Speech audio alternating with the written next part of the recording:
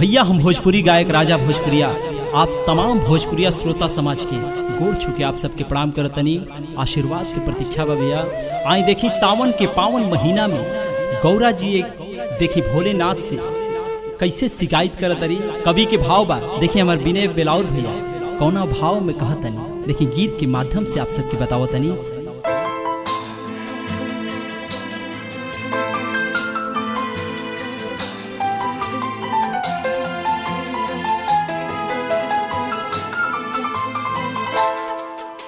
अदतिया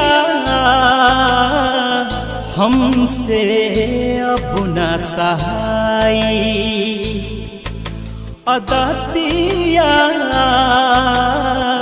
हमसे अब न सहाई।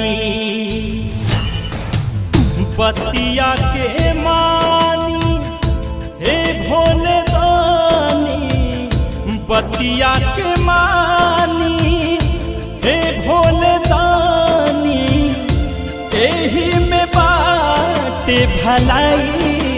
अदतिया हमसे अब न सहाई, अदतिया हमसे अब न सहाई।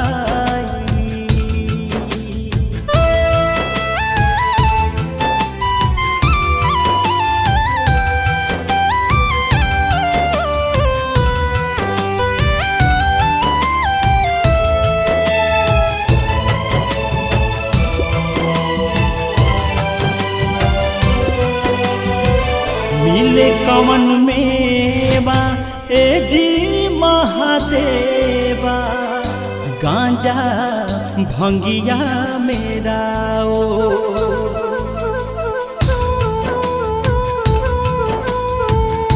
मारत ताना सौसे जमाना, कबो कबो लागे बड़ा बाओ।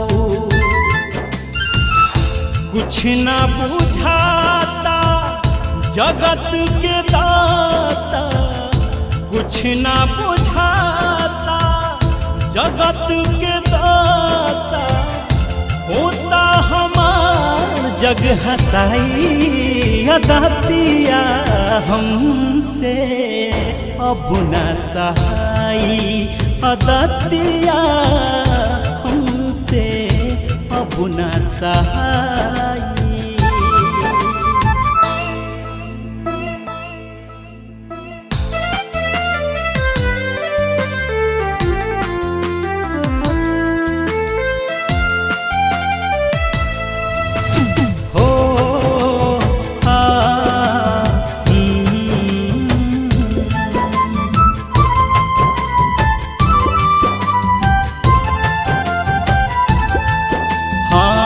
सब देव पे हंस फूल के माला, रौआ त नगवे सोहाला।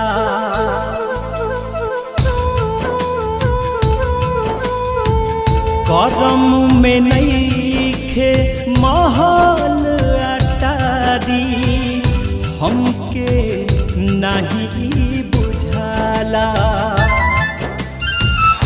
रउआ के पूजनी सोरहो सोमारी, रउआ के पूजनी सोरहो सोमारी, दिलवा से नेहिया लगाई। अदतिया हमसे अब न सहाई, अदतिया हमसे अब न सहाई।